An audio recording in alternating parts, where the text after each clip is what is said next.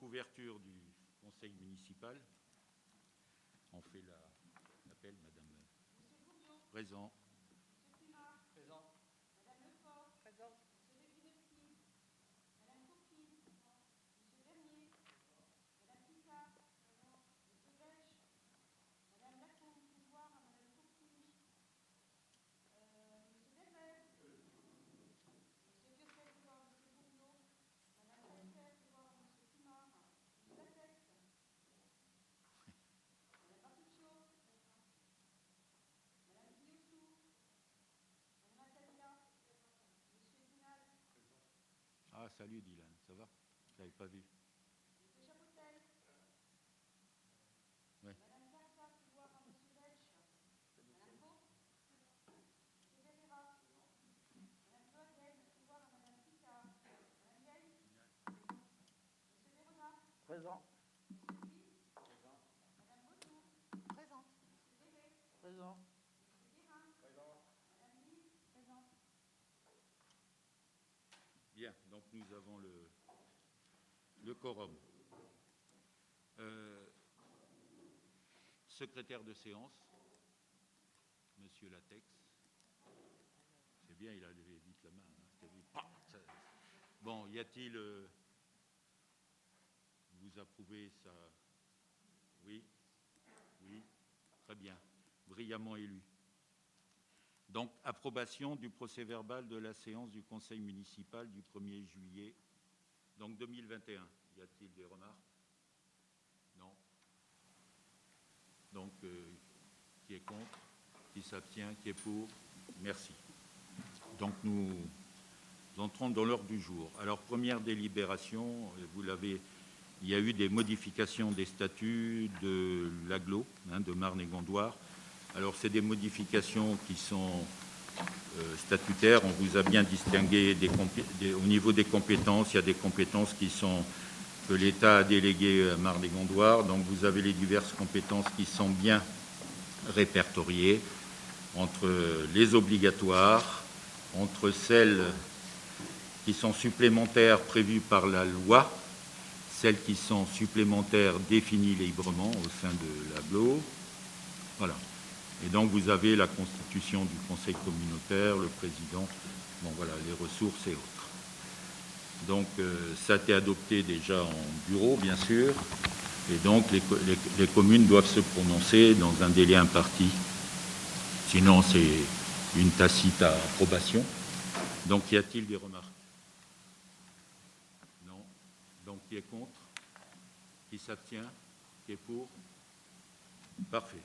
Ensuite, périmètre du SDES, effectivement, chaque fois, et ce n'est pas la première fois, chaque fois qu'il y a des communes qui adhèrent au syndicat, nous sommes tenus à approuver l'adhésion de ces communes. Donc, il y a Damar, Clessouilly, Annette, Charmontré, Campan, Gèvres, le Chapit, Grécy, Iverny, Morgard, le Mesnil-Amelot, Mongé-en-Goël, Moussilneuf, Oissery, Précy-sur-Marne, Villevaudet et Vinant. Bon, il y a beaucoup de communes là, du Nord Seine-et-Marne. Ils sont dans une agglo. Ça va, donc il ferait mieux de le prendre à la main, non? Bon. Donc voilà. Donc ça ne change rien concernant notre adhésion à ce syndicat. Y a-t-il des remarques? Donc qui est contre? Qui s'abstient? Qui est pour? Tout le monde. Merci. Alors Simweb, syndicat qui est encore en existence, mais qui devrait se dissoudre, je pense, cette année, ou pas cette année, au moins l'année prochaine. Vous savez que le Simweb avait, par rapport à ses origines, a été largement modifié dans son périmètre d'intervention. Il y avait Canal Coquelicot qui a disparu. Le Simweb a été repris, le prestataire numéricable a été repris par SFR, et donc petit à petit, effectivement, il va s'éteindre. Vous avez vu dans la note de synthèse que les contributions communales ont baissé de plus en plus. On est à 8 centimes d'euros. Donc voilà, donc ce syndicat nous remet un rapport, mais ça sera le dernier ou l'avant-dernier. Y a-t-il des remarques? Donc qui est contre? Qui s'abstient? Pour? Bien sûr, on prend acte. Le SMAEB de la même façon. Donc, vous avez eu un lien pour le consulter. Donc, c'est un syndicat qui fonctionne. Cette année, la commune a bénéficié d'un chantier de renouvellement de canalisation assez conséquent, qui a duré du mois de juillet et qui doit se terminer, Jean-Claude, la semaine prochaine. Donc, c'est à peu près 800 000 € de travaux qui ont été faits, une centaine de branchements reportés et autres. Bien sûr, c'est financé par la taxe qui est payée sur les factures d'eau, entre autres. Il y a des subventions et autres. Bon, voilà. Donc, sur le SMAEP, y a-t-il des remarques? Qui est contre? Qui s'abstient? Qui est pour? Merci. Alors ensuite, la taxe foncière. Alors, je vais laisser la parole à Martine. Alors, la taxe foncière sur les propriétés bâties. Jusqu'à présent, la loi prévoit que les constructions nouvelles, reconstructions, additions de construction à usage d'habitation sont exonérées de la taxe foncière durant les deux années qui suivent leur achèvement.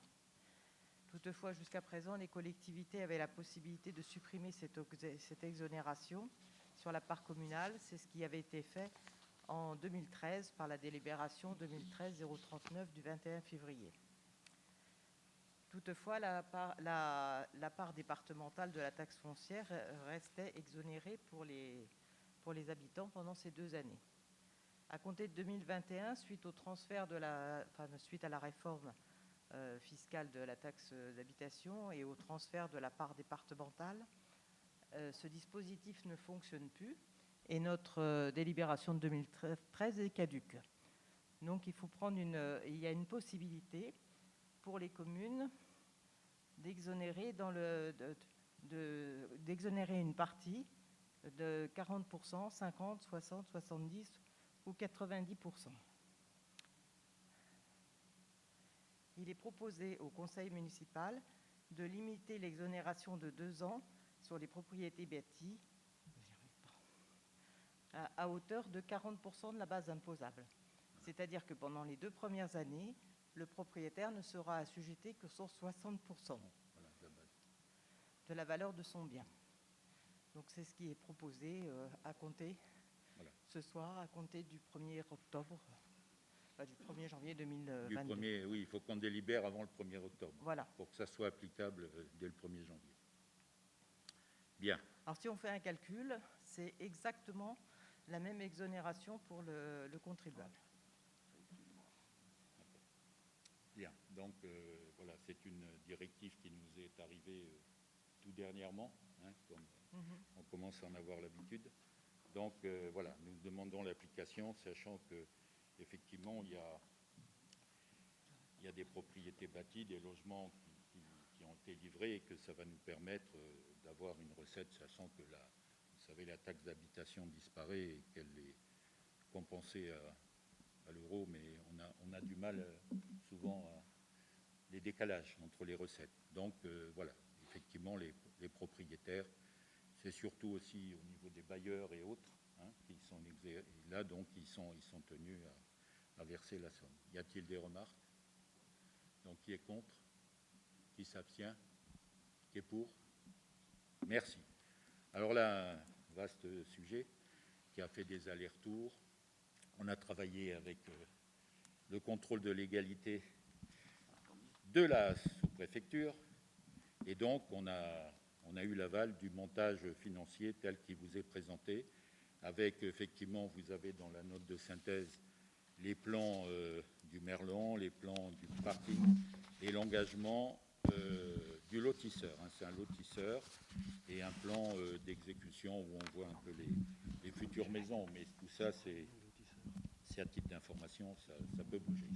Donc voilà, l'idée, c'est qu'effectivement, comme je vous l'ai dit, dans cette partie de la commune, il y avait une parcelle privée que le lotisseur a achetée parce que ça figeait un peu l'aménagement de cette partie.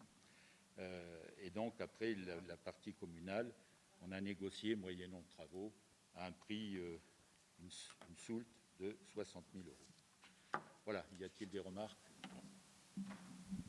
Ah, Monsieur Guérin. Oui, bonsoir. Oui. Concernant le merlon, on voit qu'il y a une partie sur la propriété privée et une partie sur la RD 934, oui. donc qui est dépendante du département. Oui.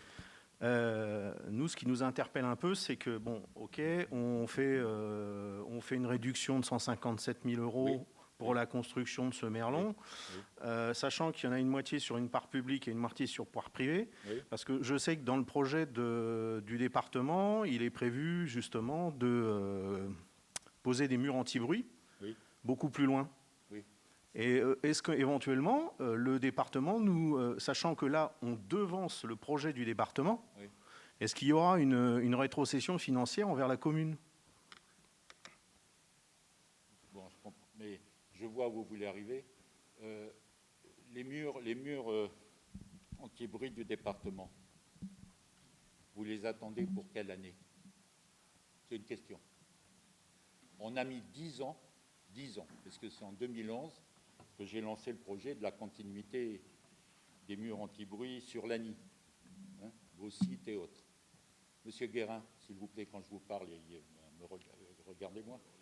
Et donc, 10 ans pour réaliser 2 tronçons de murs. Vous avez vu l'état des murs depuis que ça a été fait? Allez voir. C'est lamentable. Tagués et autres. Ils ont mis le département à 1 million.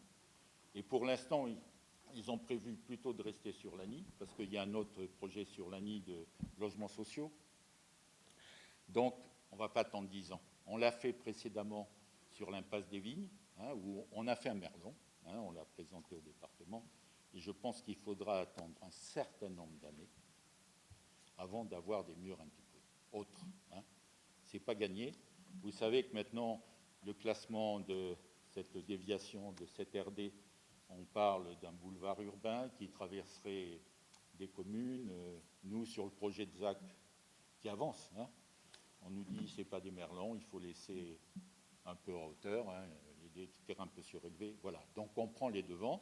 Effectivement, la partie privative, elle sera intégrée au jardin, des silos, et ça sera l'entretien. Ça, c'est fait sur l'ANI, on a pris exemple, et le reste, ça sera sous domaine public et entretenu par le département.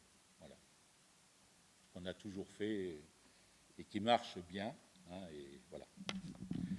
Donc, l'idée, c'est de faire effectivement 6 maisons primo-accédants. Je répète, c'est du primo-accédant. L'idée, c'est d'avoir des prix raisonnables de vente des parcelles avec le lotisseur, et puis après, ouvrir la construction à chaque acquéreur. Y a-t-il des remarques? Oui, j'en ai une, bonsoir. Par rapport aux explications que vous nous donnez, moi je m'interroge quand même.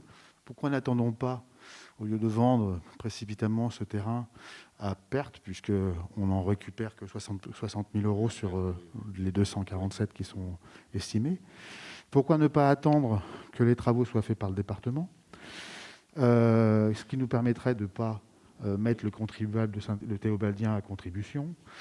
Et il n'y a pas d'urgence dans la demeure, puisqu'on est sur, non pas des logements sociaux, on est sur des primo-accédants. J'attends toujours, d'ailleurs, de votre part, la charte du constructeur sur le primo-accédant, que vous aviez proposé à un conseil municipal, on avait évoqué le sujet. Sur le sujet, moi, je ne vois pas pourquoi il y a d'urgence et pourquoi le contribuable ferait cadeau à un promoteur de 157 000 euros. Mais non, c'est moyennant travaux. Quand vous ne voulez pas comprendre, monsieur. Moyennant travaux qui, une partie, devrait être pris par le département. Alors, si c'est pour, en fin de compte, avancer les travaux afin que le promoteur puisse mieux vendre, je comprends mieux la logique. Mais je ne vois pas pourquoi ça serait les Théobaldiens qui prendront en charge cela. Monsieur Derré, employez les mots exacts, c'est un lotisseur. Et on a fait une expérience à côté, pas très loin, l'impasse des Vignes, où il y a 8 lots de vendus, où il y a des propriétaires existants qui ont bénéficié de la réfection du chemin qui était à la charge du lotisseur. Et je peux vous dire, il y a certains propriétaires qui ont fait de bonnes opérations, parce qu'avant c'était un chemin, il n'y avait pas de réseau et autres. Mais ceux qui au départ étaient contre, maintenant ils viennent, et demandent là. Parce que c'est des propriétaires qui avaient des terrains qui partaient du chemin des Fours et qui allaient dans l'impasse des Vignes, des grandes parcelles. Donc ils ont vendu ou ils ont construit, pour certains, 2 pavillons qu'ils ont mis en location. Hein, voilà. Moyennant, on leur a fait payer une contribution sur les réseaux et ça a bien marché. Donc on renouvelle cette opération qui est une continuité de l'aménagement de Landes de 1934. Et puis voilà. Mais je vais donner la parole à Christian. Oui, c'est par rapport à M. Derré, ce que vous dites, et puis ce que M. Guérin évoquait tout à l'heure au niveau d'attendre le département. Bon, Monsieur le maire l'a dit, on a attendu entre 8 et 10 ans pour avoir une première partie du mur anti-bruit. Je pense que, je dirais, l'engagement du département, et effectivement, c'est toujours quelque chose qui est prévu. Mais je pense qu'il ne nous faut pas attendre. Hein, il ne nous faut pas attendre ce délai pour la continuité. Et je pense que le projet qui nous est présenté ce soir répond en partie. Après, le département, peut-être que les choses s'accéléreront et on reprendra peut-être un petit peu plus tôt que 8-10 ans, je l'espère. Mais en attendant, il faut qu'on trouve la solution et c'est ce qui vous est proposé ce soir en conseil municipal. Oui, j'entends bien votre position, mais sachez que je ne la partage pas, étant donné que le Théobaldien va s'asseoir sur 157 000 €. Voilà. Arrêtez. Que ça soit dans le montage, que ça soit la commune qui vende plein pot le terrain au lotisseur, mais qu'après la commune fasse le merlan et le parking, il délivrera en gros les 150 000 €. Il n'y a pas d'obligation là-dessus. Il n'y a pas d'obligation là-dessus. Bon. C'est un choix que vous faites. C'est un choix, voilà. Ben, ça ne vous plaît pas, vous votez contre. Ben, c'est ce que je vais faire. Ne vous inquiétez pas. Donc, on passe au vote. Qui est contre? Voilà. Merci pour les jeunes primo-accédants. Qui s'abstient? Qui est pour? Merci. Merci. Allez, on a des demandes de jeunes. Hein, oui, vous savez, notre commune est tellement mal gérée, je vous le dis. Hein, oui, que les jeunes reviennent sur Saint-Thibault.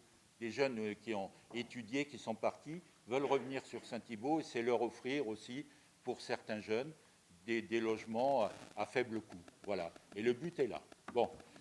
Mais vous avez, on vous entend. Hein. Voilà. On verra si la finalité est bien cela.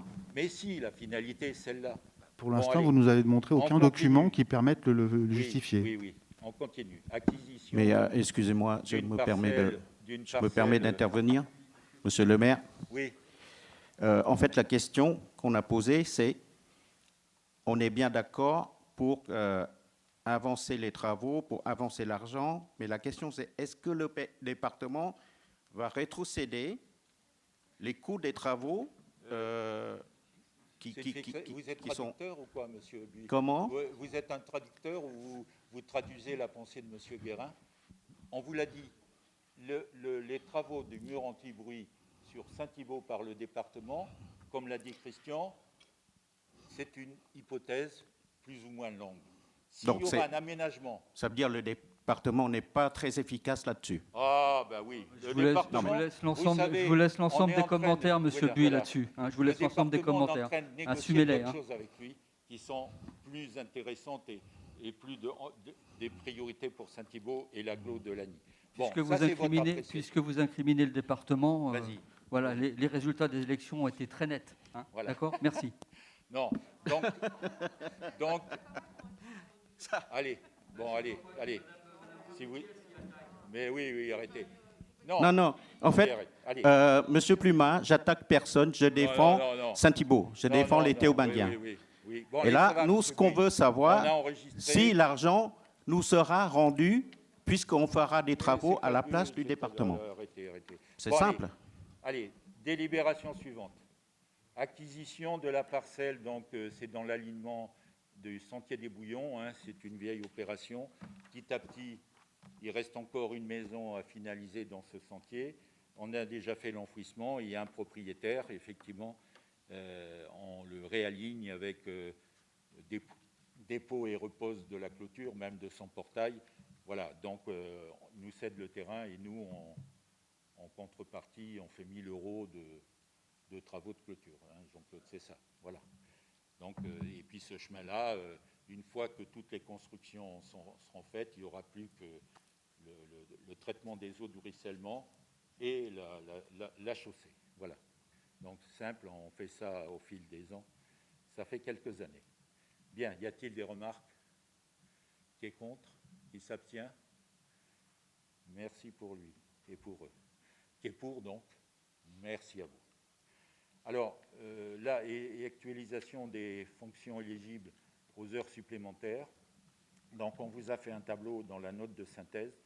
Ça a été une demande de la trésorerie qui nous a demandé de bien noter, selon les filières, selon les cadres d'emploi, selon les catégories, les agents qui peuvent bénéficier d'heures supplémentaires. Donc, ce tableau, effectivement, va leur être communiqué et il y aura un suivi des heures entre le service ressources humaines de la commune et la perception pour le paiement de ces heures. Voilà, c'est simple, c'est ce qu'on appelle la simplification de l'administration centrale. Y a-t-il des remarques? Qui est contre? Qui s'abstient? Qui est pour?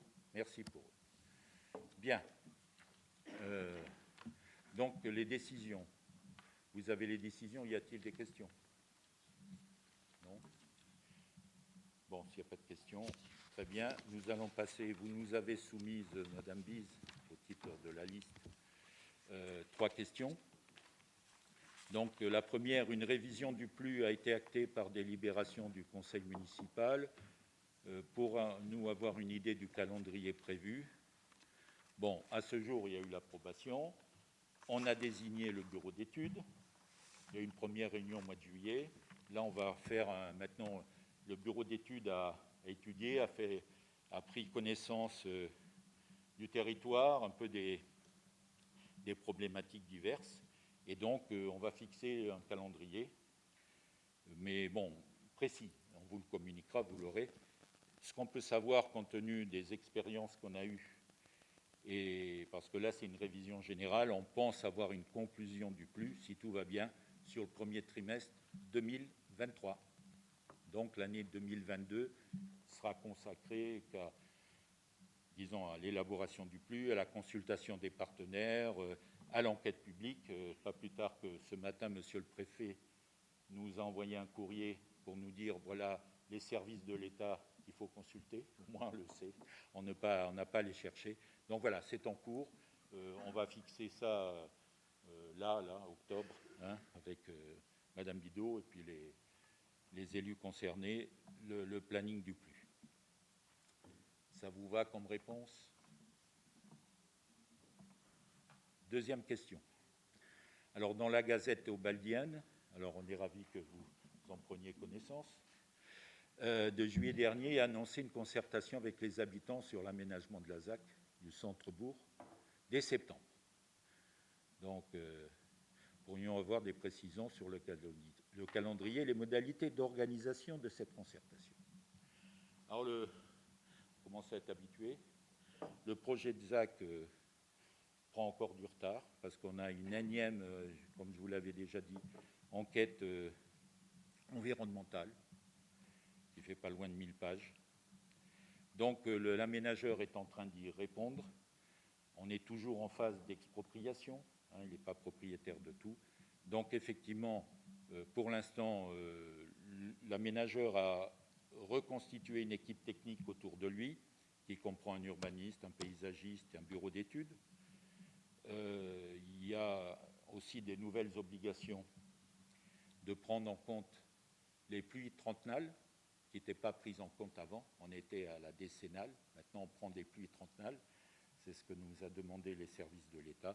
Donc, tout ça est en train de se refondre, en train de se préparer. Et lorsque tout sera bien à plat et vraiment décidé, on pourra effectivement constituer ce comité de pilotage. On est déjà, bien sûr, en train de travailler. Il y aura élus, habitants, même des jeunes ados. Voilà. Pas plus de 15 personnes, parce qu'après, c'est ingérable. Et donc, il travaillera déjà sur le pré-projet de la ZAC, puisque la ZAC est en train d'être vue, et ensuite, chaque programme tel qu'ils seront définis. Donc, pour l'instant, on est en attente. Y a-t-il des remarques? On est sur cette affaire depuis 2008. On est patient. Alors, une supérette avec un DAB doit s'installer place Monnaie, et PAMARM travaille sur le sujet. Pourrions-nous avoir des informations sur une date prévisible d'ouverture de ce commerce? Alors déjà, rectification, ce n'est pas EPAMARD qui s'en occupe. Hein, EPAMARD s'occupe de l'aménagement de la place, mais sur ces deux projets. Donc la supérette est en négociation avec le promoteur, ça avance.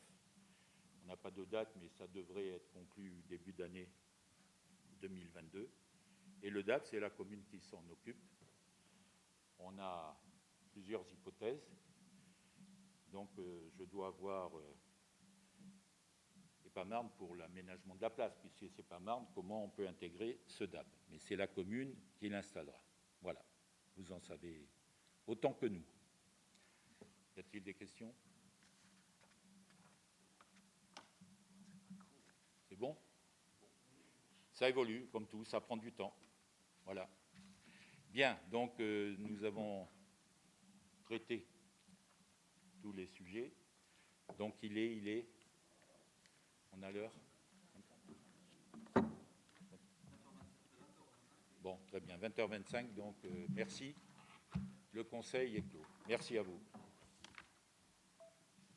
Bon, merci.